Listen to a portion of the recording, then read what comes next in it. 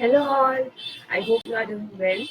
So this month we are going to review a book that is from teenage romance genre, and it's really a very popular book. So I got a few uh, comments on I got a few reach outs that I should make a video for this because after all, if you are a bibliophile, how come you have not read this book? So yeah, I have read this book, but I never did a video for it. So here it is. So it's The Fault in Our Stars by John Green. So John Green is very famous writer, and I have almost read all of his books. That is, I started with Fault in Our Stars. I have read Paper Towns. I have read Looking for Alaska. I have read Turtles Down the Lane. I have read Let It Snow, uh, and I have read I think one from Simon. Like there was one with Simon. I have read that also. So all are of so basically all are romance books, but they are a little bit different from one another. Okay, so I really like all of them. So my most favorite is Paper Towns, and the second favorite is this one. So yeah, but as I got the asking for this, I'll make for Paper Towns also, but I got it for this, so I'll just make the first, I'll make the first video with this because I remember when I read this book, it was the first time that I cried after reading the book. So yeah, it is a bit emotional. It has been heartwarming. So yeah, so I'll just read the summary first. So despite the tumor shrinking medical miracle that has bought her a few years, Hazel has never been anything but terminal.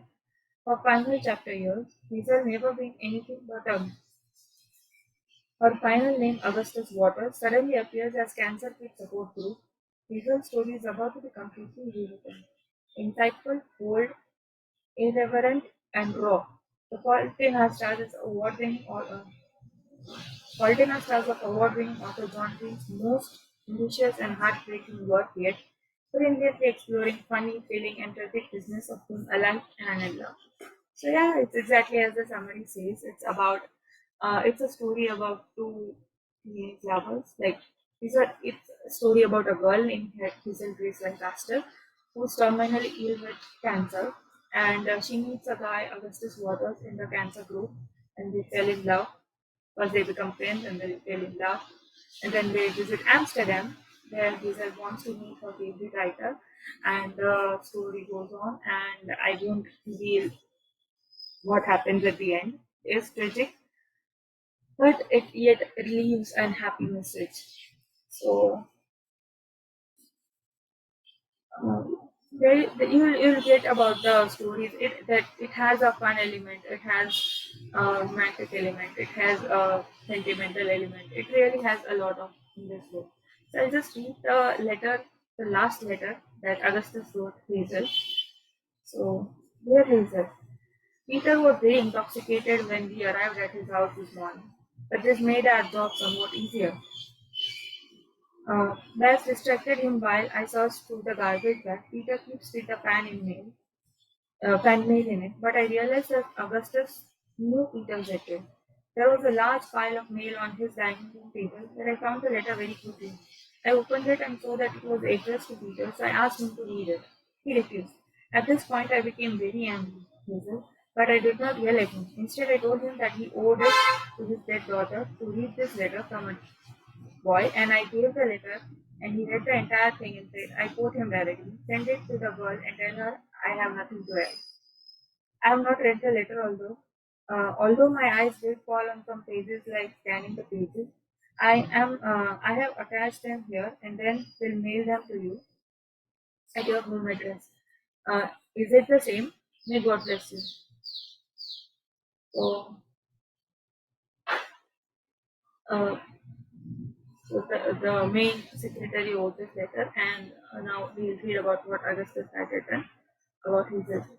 So, Van Houten is the writer they went to visit. So, I'm a good person, but a shitty writer. You are a shitty person, but a good writer. We make a good team, man. I don't want to ask you for any favor, but if you have time, and from what I saw, you have plenty, I was wondering if you could write an elegy for Hazel. I've got notes and everything, but if you could just make it into a coherent whole or whatever. or even just tell me what I should say significantly. Here's the thing about Hazel. Almost everyone is obsessed with leaving a mark upon the world, bequeathing a legacy, outlasting death. We all want to be remembered. I do too. That's what bothers me most, is being another unremembered casualty in the ancient and inglorious war against disease. I want to leave a mark, but when the marks humans leave are too often scars. You build a hideous mini mall or start a coup, or try to become a rock star and you think they'll remember me now. But A, they don't remember you, and B, all you leave behind are more scars. Your coup becomes a dictatorship. Your mini mall becomes a legion. Okay, maybe I'm not such a shitty writer, but I can't pull my ideas together. Then, then my thoughts are stars, and I cannot fathom them into constellation. This is a very famous dialogue. We are a bunch of dogs squatting on fire hydrants. We poison the groundwater with our toxic tips, marking everything mine in a ridiculous attempt to survive our death. I cannot stop dissing fire hydrants. I know it's silly and useless, ethically useless in my current state. But I'm an animal. I'm an animal like any other. Hazel is different. She walks lightly, old man. She walks lightly upon the earth. Hazel knows the truth. We are as likely to hurt the universe as we are to help it, and we are not likely to do either. People will say it's sad that she leaves a lesser scar, that fewer remember her, and that she was loved deeply, but not widely. But it's not sad. It's triumph.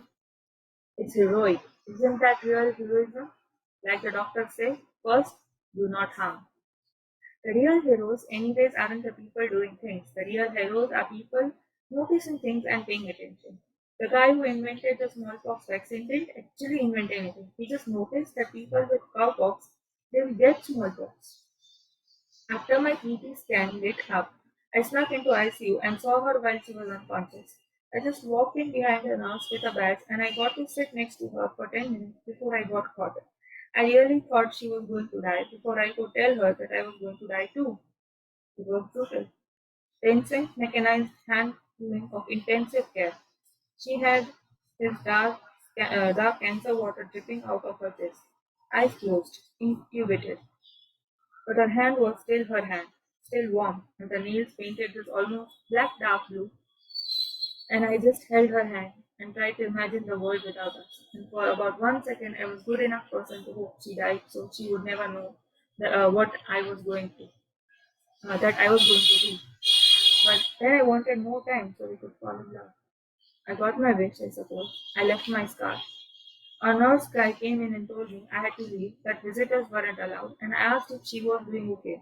And the guy said she's still taking on water, a desert dressing, and ocean currents. What else? She's so beautiful. You don't get tired of looking at her. You never worry if she's smarter than you. You know she is.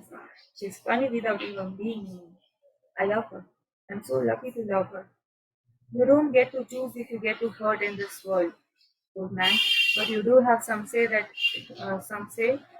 in who hurts you. But you do have some say in who hurts you. I like my choices. I hope she likes hers.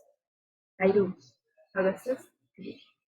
So, okay, the last two lines were the answer from Hazel Grace, but it really shook me.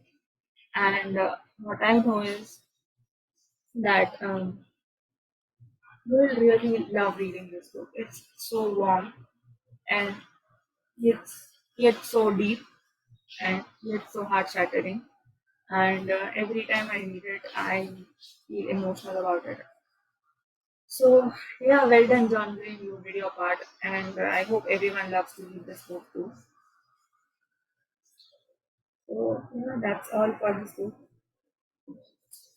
I really love this book. You can give your friends this book if they love reading romance novels.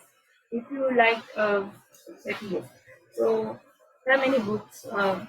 If you like reading classic romance books, you will like this too. If you like reading Jojo Myers, all the three books, so you will like this book too. So these are my recommendations. Like if you love those books, you might like this book. So I hope you read this book and be sure to tell me how you feel about this book and If you have any other books or suggestions you would like to share it with me, pin down in the comment section below and I love to respond to it. Please do like, share and subscribe to our channel to show your support. It really takes a bit of your time, but it means really a lot. Till then, stay tuned. Bye.